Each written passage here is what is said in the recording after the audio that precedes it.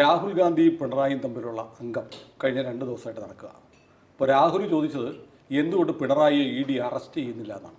CPM-ൻ്റെ ഭാഗത്തു നിന്ന് കൃത്യമായ മറുപടി ഒന്നും വന്നില്ല. ഇന്ന് LDF കൺവീനർ EP ജയരാജൻ വളരെ കൃത്യമായ കണിശമായൊരു മറുപടി പറഞ്ഞു. രാഹുൽ ഗാന്ധി ED കേസിൽ പ്രതിയാണ്, നാഷണൽ ഹെറാൾഡ് കേസിൽ. ഇയാളെ അറസ്റ്റ് ചെയ്തില്ലല്ലോ, പിന്നെ പിണറായിയുടെ പേരിൽ ഇയാളെ നിലവിളിക്കുന്നത് എന്താ? EP ജയരാജൻ സ്വാഭാവികമായിട്ട് അങ്ങയുടെ വിവരക്കേട് ഒരിക്കൽ കൂടെ പുറത്തായി. അറസ്റ്റ് ചെയ്ത് ജാമ്യത്തിൽ ഇറങ്ങിയ ആളിനെ പിന്നെ അറസ്റ്റ് ചെയ്യുന്നത് എങ്ങനെയാണ്? മജിസ്ട്രേറ്റ് കോടതിയുടെ ജാമ്യത്തിൽ നിൽക്കുകയാണ്. നാഷണൽ ഹെറാൾഡ് കേസിൽ ഇയാൾ രാഹുൽ ഗാന്ധി, സോണിയാഗാന്ധി, മോത്തിലാൽ വോറ, നിങ്ങളുടെ സാം പിട്രോഡ, ഇവിടെ മാത്രം എന്താ ശകലം മാത്രം ആ പുള്ളിയൊക്കെ ജാമ്യത്തിൽ നിൽക്കുക. അറസ്റ്റ് ചെയ്തോരെ ഈ കോടതിയിൽ ഹാജരായി കീഴടങ്ങി ജാമ്യം കൊടുത്തു കഴിഞ്ഞാൽ പിന്നെ അറസ്റ്റ് ചെയ്യുന്നത് എങ്ങനെ? ആ ഒരു പരിപാടിയില്ല. കോടതിയുടെ ഫസ്റ്റ് സമ്മൻസിൽ തന്നെ ഹാജരായിട്ട് പട്ടാൻ കടിച്ചു ജാമ്യം വേണമെന്ന് പറഞ്ഞു. സുബ്രഹ്മണ്യൻ സ്വാമിയാണ് ആ കേസ് കൊടുത്തത്. സ്വാമി സ്വന്തം കേസ് സ്വയം ബാധിക്കുകയാണല്ലോ. സ്വാമി പറഞ്ഞു ജാമ്യം കൊടുത്ത്. ഇപ്പോൾ പ്രായമുള്ള ആൾക്കാരാണ്. മോത്തിലാൽ വോറ മരിച്ചും പോയി. പ്രായമുള്ള ആൾക്കാരാണ്. സോണിയാഗാന്ധിക്ക് സുഖമില്ല. സോണിയാഗാന്ധിക്ക് ജാമ്യം നിന്നത് AK ആൻ്റണിയാണ്. രാഹുൽ ഗാന്ധിക്ക് മൻമോഹൻ സിംഗ് ആണ്. ഇപ്പം ജാമ്യക്കാർ 2 പേരും വയസ്സായി. എന്ത് സംഭവിക്കുന്ന അറിയില്ല. ഈ നിൽക്കുന്ന കണ്ടീഷനിൽ ഇങ്ങനെ അറസ്റ്റ് ചെയ്യാൻ ഓൾറെഡി അങ്ങേര് ജാമ്യത്തിലാണ്. സ്വാമി പാസ്പോർട്ട് പിടിച്ചു വയ്ക്കണമെന്ന് പറഞ്ഞു. ജാമ്യത്തിനെതിരെ ആർഗ്യൂ ചെയ്തു. ജാമ്യം കൊടുത്തോളൂ, പക്ഷേ പാസ്പോർട്ട് പിടിച്ചു വയ്ക്കണമെന്ന് പറഞ്ഞു. കോടതി പറഞ്ഞു അത് വേണ്ട, പാസ്പോർട്ട് കൊടുക്കാം എന്ന് പറഞ്ഞ് പാസ്പോർട്ട് കൊടുത്തു. പക്ഷേ അറ്റ് എനി ടൈം കോടതി സറണ്ടർ ചെയ്യാൻ പറഞ്ഞു കഴിഞ്ഞാൽ സറണ്ടർ ചെയ്യണമെന്നൊരു കണ്ടീഷൻ എഴുതിയിട്ട് ജാമ്യത്തിൽ വിട്ടു. ഇവരെല്ലാം അവിടെ നിന്നു മജിസ്ട്രേറ്റ് കോടതിയിൽ പോയിട്ട്. ഇതൊക്കെ ഈ ചിറ്റപ്പന് ഇത് അറിയുമ്പോൾ നാട്ടുകാർക്ക് എന്ത് ചെയ്യാൻ പറ്റും? ചിറ്റപ്പന് മാത്രമല്ല, there is A total ignorance about this national Herald case in Kerala. എന്ത് ശരിക്കും എന്താ സംഭവം? അതെന്തുകൊണ്ടാണ് ആരും അന്വേഷിക്കാത്തത്? നാഷണൽ ഹെറാൾഡ് ഈ കേരളത്തിലെ പത്രക്കാർക്ക് അബ്സല്യൂട്ട്ലി ഒരു വിവരവുമില്ലാത്ത പല സാധനങ്ങൾ. അതിലൊന്നാണ് national Herald case. Number 2 RSS എന്ന സംഘടന. ദേടുന്നു. ഞാനിത് പല പത്രക്കാരോടും ചോദിച്ചിട്ടുണ്ട്. ഇപ്പോൾ BJP-യിൽ RSS പിടിമുറുക്കുന്നു. ഞാൻ ചോദിച്ചു ആരാ ഈ പിടിമുറുക്കുന്നത്? ഒരാളാണല്ലോ ഈ പിടിമുറുക്കുന്നത്. ആളാരാ അറിയില്ല. ഞാൻ പറഞ്ഞു RSS-ൻ്റെ top man in the state നിങ്ങൾ കണ്ടിട്ടുണ്ടോ? കണ്ടിട്ടില്ല. അറിയില്ല. പേരറിയാം ഇല്ല. ആ മനുഷ്യൻ കുറച്ചു മുമ്പ് നിങ്ങളുടെ മുമ്പിൽ തട്ടുകടയിൽ ചായയും കുടിച്ചിട്ട് നടന്നുപോയി, ഒരു സാധാരണ മുണ്ട് ഷർട്ടുമായിട്ട്. അതെ, അങ്ങനെയാണ് RSS-ൻ്റെ ടോപ്പ് മാൻ. പോട്ടെ, RSS-ൻ്റെ ഹെഡ് ക്വാർട്ടേഴ്സ് എവിടെയാണെന്ന് നിങ്ങൾക്കറിയാമോ? കേരളത്തിലെ ഹെഡ് ക്വാർട്ടേഴ്സ് അറിയില്ല. They just don't know. National Herald കേസിൽ സോണിയാഗാന്ധിയും രാഹുൽ ഗാന്ധിയും പ്രതിയാണെന്ന് അറിഞ്ഞ നിമിഷം നാഷണൽ ഹെറാൾഡ് കേസ് അവർക്ക് അൺടച്ചബിളായി. They will not touch. അവർ ടച്ച് ചെയ്യാത്തതുകൊണ്ട് എൻ്റെ BJP സുഹൃത്തുക്കളും ടച്ച് ചെയ്തില്ല. അവരും നാഷണൽ ഹെറാൾഡ് കേസ് വിട്ടു. ആർക്കും വേണ്ട. അതേസമയം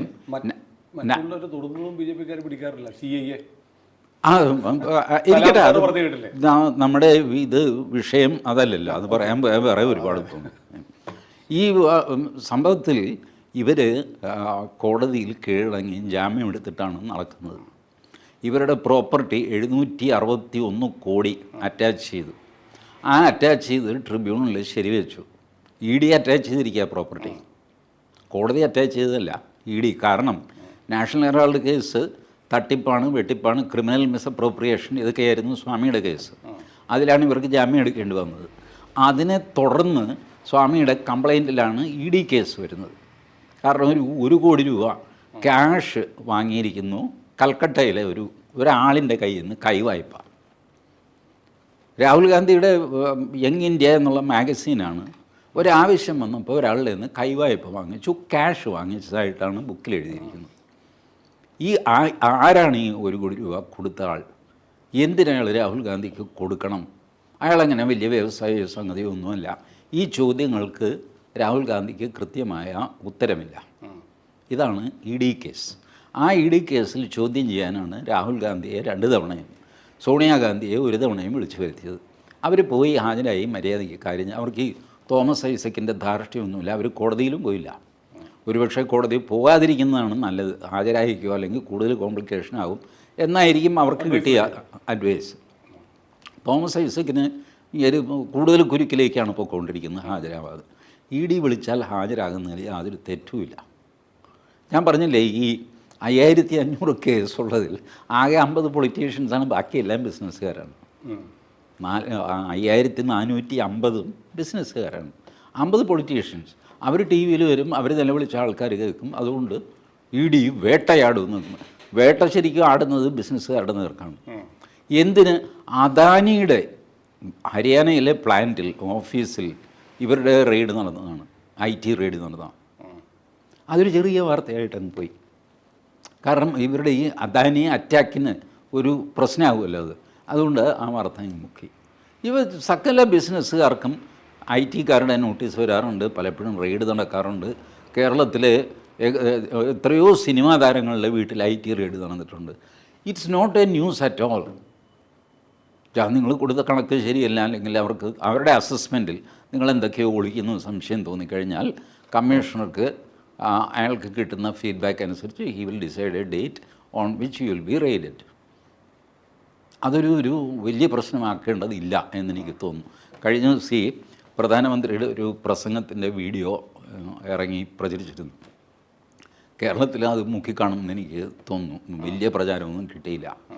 ഈ IT, ED ഇതുപോലുള്ള SFIO ഈ ഉദ്യോഗസ്ഥന്മാരുടെ ഒരു കോൺഫറൻസ് ഡൽഹിയിൽ. അതിൽ പ്രധാനമന്ത്രി പറയുന്നു, നിങ്ങൾ നിങ്ങളുടെ ഡ്യൂട്ടിയിൽ യാതൊരു കുറവും വരുത്തരുത്. നിങ്ങളെ ഒരുപാട് പേര് ചീത്ത പറയും, രാഷ്ട്രീയക്കാരാണ്, പലരും നിങ്ങളെ പല രീതിയിൽ ഉപദ്രവിക്കാൻ ശ്രമിക്കും. ആവുന്നത്ര ഞാൻ പ്രൊട്ടക്റ്റ് ചെയ്യാം, ചിലതൊക്കെ എനിക്ക് പ്രൊട്ടക്റ്റ് ചെയ്യാതെയും പോകും. ചീത്ത കേൾക്കുന്നതിൻ്റെ വലിയൊരു ഉദാഹരണമാണ് ഞാൻ ഈ നിങ്ങളുടെ മുമ്പിൽ നിൽക്കുന്നത്. എനിക്കെതിരെ വരാൻ ഇനി ആരോപണമൊന്നും ബാക്കിയില്ല. എല്ലാ ആരോപണങ്ങളും IPCയിലെ സകല കുറ്റങ്ങളും എൻ്റെ മേൽ ആരോപിച്ച് കഴിഞ്ഞു. നിങ്ങൾ നല്ല കാര്യം ചെയ്തു തുടങ്ങിക്കഴിഞ്ഞാൽ ആൾക്കാർ ഇങ്ങനെ ആരോപണങ്ങൾ കൊണ്ടുവന്നുകൊണ്ടിരിക്കും. അതിലൊന്നും നിങ്ങൾ മനസ്സ് മടുക്കരുത്. Your system has to go according to your schedule. ഇത് അവരുടെ മുമ്പിൽ പ്രധാനമന്ത്രി നടത്തിയ പ്രസംഗമാണ്. അവരുടെ ഷെഡ്യൂൾ അനുസരിച്ചാണ് അവർ പോകുന്നത്. They have nothing to do with election or no election. അതൊക്കെയാണ് ചിലരെയൊക്കെ അറസ്റ്റ് ചെയ്തപ്പോൾ അത് മണ്ടത്തരമായി പോയി, അത് തിരിഞ്ഞുകടിയാകും. Because Modi doesn't interview in these things. കേജ്രിവാളിനെ അറസ്റ്റ് ചെയ്യണമെന്ന് തോന്നി അവർ അറസ്റ്റ് ചെയ്തു. അതിന് വേറെ റീസൺസ് ഉണ്ടാവാം കേട്ടോ. അറസ്റ്റിന് ഈ പറഞ്ഞ റീസൺസ് മാത്രമല്ല, അവർ മറ്റ് സാഹചര്യങ്ങളും നോക്കും. They are coordinating with other agencies. IBയുമായിട്ട് ഒരാളെ അറസ്റ്റ് ചെയ്താൽ ഉണ്ടാകുന്ന കോൺസിക്വൻസ് എങ്ങനെ, പൊളിറ്റിക്കൽ കോൺസിക്വൻസ് എങ്ങനെ, അയാൾക്ക് അനുകൂലമായിട്ട് എത്ര ജനം കൂടും, ഒരു ലോ ആൻഡ് ഓർഡർ സിറ്റുവേഷൻ ഉണ്ടായിക്കഴിഞ്ഞാൽ അത് താങ്ങാൻ നിങ്ങൾക്ക് പറ്റുമോ. അപ്പോൾ അയാൾ പറഞ്ഞു 2 ദിവസം കൂടെ എനിക്ക് വേണം, മിനിമം ഒരു 5000 ആളവിടെ കൂടും. എൻ്റെ പോലീസുകാർ ഇപ്പോൾ ഇന്ന സ്ഥലത്ത് പോയിരിക്കുകയാണ്, അവിടെ നിന്ന് റീഡിപ്ലോയ് ചെയ്യാം. ഇതൊക്കെ റീസണബിളി ഒരു ഏജൻസി ചെയ്യേണ്ട കാര്യങ്ങളാണ്. അങ്ങനെ ചെയ്തു വേണം ചെയ്യാൻ, അല്ലെങ്കിൽ ഇത് കയ്യിൽ നിന്ന് പോകും. വലിയ അക്രമവും അറസ്റ്റുമായി ബന്ധപ്പെട്ട് വലിയ ഭൂകമ്പം ഉണ്ടായി എന്ന് പറഞ്ഞിട്ട് ഒന്നും സംഭവിച്ചിട്ടില്ല. ഒന്നും സംഭവിച്ചു. കാരണം അതിനു മുമ്പ് തന്നെ ഇവർ കാറ്റുകുത്തിക്കളയും. കർഷക സമരം അങ്ങോട്ട് പോയതും കണ്ടില്ല. കർഷക സമരത്തെ ഹരിയാന ബോർഡറിൽ വെച്ച് ബ്ലോക്ക് ചെയ്തു, പാസ്പോർട്ട് ക്യാൻസൽ ചെയ്യുമെന്ന് പറഞ്ഞാൽ അതോടെയാണ് കർഷക സമരം ഫ്യൂസായി പോയത്. എൻ്റെ പാസ്പോർട്ട് ക്യാൻസൽ ചെയ്യുമെന്ന് പറഞ്ഞാൽ ഞാൻ ചെയ്തോളാം, എനിക്കങ്ങ് പോകാൻ. ഞാൻ ഓർത്തത് ചിരിച്ചപ്പോൾ ആലോചിച്ചത്, ഇവിടുത്തെ ചാനലിലെ വലിയ വമ്പന്മാരൊക്കെ ഇങ്ങനെയൊക്കെ ചെയ്യാമോ, സമരം ചെയ്താൽ പാസ്പോർട്ട് റദ്ദാക്കുമോ എന്നൊക്കെ പറഞ്ഞ് നമ്മുടെ ലേഖകർ നിലവിളിയായിരുന്നു. എന്തോ ഫണ്ടമെൻ്റൽ റൈറ്റ് ഇല്ലാതെ പോയ പോലെ. ഏതായാലും ആഘോഷമൊക്കെ ഇവിടെ നിൽക്കട്ടെ. ജയരാജൻ്റെ വിവരക്കേട് ഒരിക്കൽ കൂടെ തെളിയിച്ചു. അതുകൊണ്ട് ജയരാജൻ്റെ കൂട്ടത്തിലുള്ള എൻ്റെ മറ്റ് മാർക്സിസ്റ്റ് സുഹൃത്തുക്കളോട് ഞാൻ പറയുകയാണ്, ഇവർ ഓൾറെഡി ജാമ്യത്തിലാണ്, അമ്മയും മകനുമൊക്കെ. അതുകൊണ്ട് അവരെ അറസ്റ്റ് ചെയ്യാത്തത് എന്താണെന്നൊക്കെയുള്ള ചോദ്യം ഫൂളിഷാണ്, ചെയ്യരുത്. They are already under bail. But പിണറായിയെ അറസ്റ്റ് ചെയ്യാത്തത് എന്തെന്നുള്ള ചോദ്യത്തിന് ഒരു ന്യായമുണ്ട്. ആ ന്യായത്തിൻ്റെ ഉത്തരം കിട്ടിക്കഴിയുമ്പോൾ ജയരാജൻ പിന്നെ പ്രസ് മീറ്റ് നടത്താൻ ബാക്കി ഉണ്ടാകുമെന്ന് എനിക്കറിയില്ല. അതിൻ്റെ ഉത്തരം ചിലപ്പോൾ ഈ അടുത്ത ദിവസങ്ങളിൽ ഉണ്ടാകുമായിരിക്കും. ഉണ്ടാകും എന്ന് എൻ്റെ calculation. This is the third time I am telling you. എൻ്റെ പ്രവചനമല്ല, എൻ്റെ calculation which may go wrong, right? Any calculation can go wrong. But I am always still I am holding to that. ഇനി ഒരാഴ്ചയുണ്ടല്ലോ, let us see. വീണയുടെ കാര്യമാണ് പറഞ്ഞത്. അത് തന്നെ, വേറെ എന്താ. അല്ല, ഈ പഴയ വീഡിയോ കാണാത്ത ആരെങ്കിലും ഉണ്ടെങ്കിലേ ഏതായാലും വീണയുടെ കാര്യത്തിൽ വീണ, ഞാൻ പറഞ്ഞത് പിണറായി വിജയൻ്റെ മകൾ വീണ തൈക്കണ്ടിയിൽ പോരെ മതി. ഇലക്ഷന് മുമ്പ് ED നടപടി ഉണ്ടാവും, കാത്തിരിക്കും. കാത്തങ്ങനെ ഇരിക്കുകയൊന്നും വേണ്ട. ഈ വെള്ളമെടുപ്പത്ത് വെച്ച് ചൂടാവാനായിട്ട് കാത്തിരിക്കുന്നില്ലേ, അതിൻ്റെ ആവശ്യമൊന്നുമില്ല. EDയുടെ ജോലി അവരെ ചെയ്തോളും. സുനിൽ ഇങ്ങനെ കാത്തു എപ്പോഴാണ് നോക്കി കണ്ണിലെ എണ്ണ പിണ്ണാക്കി ഇതൊക്കെ ഒഴിച്ച് വൃത്തികേടാവണ്ട. കേരളം മുഴുവൻ കാത്തിരിക്കുന്ന ഒരു കാഴ്ചയാണ്. അപ്പം ഇത് കേരളം തീ പിടിക്കുമെന്നാണോ? സന്തോഷം ചിലർക്ക്. ഞാൻ പറയട്ടെ, ഇതിൽ സന്തോഷിക്കേണ്ട കാര്യമൊന്നുമില്ല. ഇതൊക്കെ ഡ്യൂ പ്രോസസ്സാണ്. നിയമത്തിൻ്റെ വഴിക്ക് എന്ന് പറയുമല്ലോ, അത് നിയമത്തിൻ്റെ വഴിക്ക് ഇങ്ങനെ മെല്ലെ വരും. അത് നമ്മുടെ സമയത്ത് വരാത്തപ്പോഴാണ് നമുക്ക് പ്രയാസമാകുകയും ഇവർ തമ്മിൽ അന്തർധാരയാണ് എന്നൊക്കെ പറഞ്ഞു. എന്താന്ന് ഒരു അന്തർധാരയില്ല. അല്ല, നമുക്ക് സന്തോഷത്തിൻ്റെ വിഷയമല്ല, നിയമമല്ല, റൂൾ ഓഫ് ലോ നടപ്പാക്കണം എന്ന് മാത്രമേ ഉള്ളൂ. ആ റൂൾ ഓഫ് ലോ നടപ്പിലാകും. ഇന്ന് വരെ നടപ്പിലായിട്ടുണ്ടല്ലോ, ആർക്കും പരാതിയൊന്നുമില്ല. ഇപ്പം ഈ പിണറായി വിജയൻ്റെ കാര്യം പറയുന്നത് എന്താ, അല്ലെങ്കിൽ വീണയുടെ കാര്യം പറയുന്നത് എന്താ? അതിനകത്ത് ഒരു രാഷ്ട്രീയ ലാക്കുണ്ട് ഇല്ലേ? പിണറായി വിജയൻ അയാളെ ഒന്ന് അറസ്റ്റ് ചെയ്യണം ഒരു ദിവസമെങ്കിലും. ഇങ്ങനെയുള്ള വാശി ഇത് നിയമത്തിലില്ല. ഷാജഹാൻ്റെ വാശി ആരുടെയെങ്കിലും ആയിക്കോട്ടെ, ഞാൻ ആരുടെയും പേരൊന്നും പറയുന്നത്. ഇങ്ങനത്തെ വാശി നിയമത്തിലില്ല. അതൊരു പൊളിറ്റിക്കൽ വാശിയാണ്. ആ വാശി എനിക്കില്ല. അല്ല, ഈ പിണറായി വിരോധം കൊണ്ടല്ല അത് പറയുന്നത്. പിണറായി വിരോധം കൊണ്ട് ഞാൻ പറയട്ടെ, പിണറായിയുടെ പോളിസിയെ വളരെ ശക്തമായിട്ട് എതിർക്കുന്ന ആളാണ് ഞാൻ. പക്ഷേ നിയമവിരുദ്ധമായിട്ട് പിണറായിക്കെതിരെ പോലും ഒരു നടപടി പാടില്ല എന്ന് ഞാൻ നിർബന്ധിക്കും. ആരാണെങ്കിലും ശരി, വളരെ തീരെ നിസ്സാരനായ മോഹൻദാസ് ആണെങ്കിലും മുഖ്യമന്ത്രിയായ പിണറായി ആണെങ്കിലും നിയമം ഒരുപോലെ ആയിരിക്കണം. അല്ലാതെ പിണറായി ദുഷ്ടനാണ് അതുകൊണ്ട് അയാളെ ചുമ്മാ അറസ്റ്റ് ചെയ്യുക, അത് പറ്റില്ല. അത് കോൺഗ്രസ്സുകാർക്ക് പറ്റും. അതാണ് അടിയന്തരാവസ്ഥ. കോൺഗ്രസ്സുകാരൊന്നും ചെയ്തു. ഇന്നിപ്പോൾ പിണറായി വിജയൻ പറഞ്ഞില്ലേ, നിൻ്റെ അമ്മൂമ്മയുണ്ടല്ലോ അവരെന്നെ പിടിച്ച് അറസ്റ്റ് ചെയ്താണെന്നൊക്കെ പറയും. രാഹുൽ ഗാന്ധിക്ക് വല്ല ആവശ്യമുണ്ട്? എനിക്കറിയില്ല. ഇവർ ഈ ഇന്ത്യ മുന്നണിയായിട്ട് ഇങ്ങനെ വഴക്കടിച്ച് പബ്ലിക്കായിട്ട് കേരളത്തിലെങ്കിലും ഈ വഴക്ക് ഒഴിവാക്കാമായിരുന്നു. അല്ല, പപ്പു എന്ന പേര് പറയാതെ പറയുകയും ചെയ്തു. മറന്നുപോയ പേര് ഓർമ്മിപ്പിക്കരുത് കേട്ടോ എന്നൊക്കെ പറഞ്ഞ് പിണറായി വിജയൻ. അതൊന്നും വേണ്ടായിരുന്നല്ലേ? വല്ല കാര്യം അല്ല, വേണമായിരുന്നു. അതൊക്കെ ഈ ഇന്ത്യ മുന്നണിയുടെ യഥാർത്ഥ രൂപം ജനങ്ങളൊന്ന് കാണട്ടെ. ഇവരൊക്കെ അന്യോന്യം ജയിലിലാക്കാനും പിടിക്കാനും ഒക്കെയുള്ള പ്ലാനിലാണ്.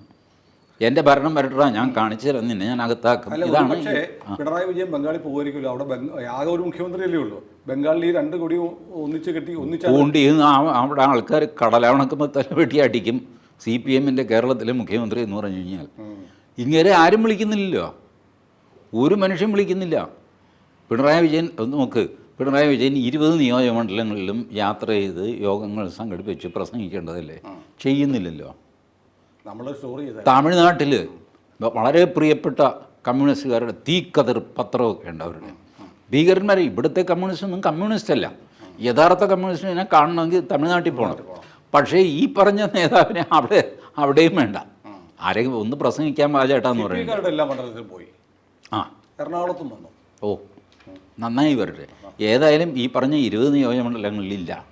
ഇല്ലാത്തത് ഒരു പക്ഷേ ആരോഗ്യ കാരണങ്ങളുണ്ടാവാം, പ്രായമായി. അതിൽ ഞാൻ പരാതി പറയില്ല. പക്ഷേ അത് പാർട്ടി ഒന്ന് വിശദീകരിക്കേണ്ടതാണ്. ആരോഗ്യപരമായ കാരണങ്ങളാൽ ഇന്ന സ്ഥലത്ത് വടകരയിൽ പോകില്ല, കോഴിക്കോട് പോകും, കാസർഗോഡ് പോകില്ല, മലപ്പുറത്ത് പോകും, CAA വേണം. ഇങ്ങനെ സ്ഥലങ്ങൾ തീരുമാനിച്ച് അവിടെ സുഖമില്ല, ഇവിടെ എത്തുമ്പോൾ സുഖമാകും. പിന്നെ അടുത്ത് എത്തുമ്പോൾ വീണ്ടും സുഖമില്ലാതാകും. കിഴക്കോട്ട് മാറിയാൽ സുഖമാകും. അതെ, എപ്പോൾ വേണമെങ്കിലും വരാം. എപ്പോഴും ഇത് ഈ സ്ഥലം മാറി ഇങ്ങനെ അസുഖം വന്നു പോവുക, കാലദേശാവധിഭ്യാം. ശരിയാണ്. എല്ലാത്തിനും സംസ്കൃതത്തിൽ ശ്ലോകം ഉണ്ടെന്ന് അത് ഞാൻ തന്നെയാണ് പറഞ്ഞത്. സത്യമാണ്. എന്ത് മാടിത്തരത്തിനും സംസ്കൃതത്തിൽ ശ്ലോകമുണ്ട്. അതുകൊണ്ട് പിണറായി വിജയൻ്റെ ഈ പ്രവൃത്തിക്ക് നമുക്ക് ന്യായം കണ്ടെത്താൻ പറ്റും. തൽക്കാലം ശ്ലോകത്തിൽ കഴിക്കട്ടെ. കൂടുതൽ വാർത്തകളും വിശേഷങ്ങളും നിങ്ങളിലേക്ക് എത്താൻ ABC മലയാളം സബ്സ്ക്രൈബ് ചെയ്യുക, ബെൽ ബട്ടണും അമർത്തുക.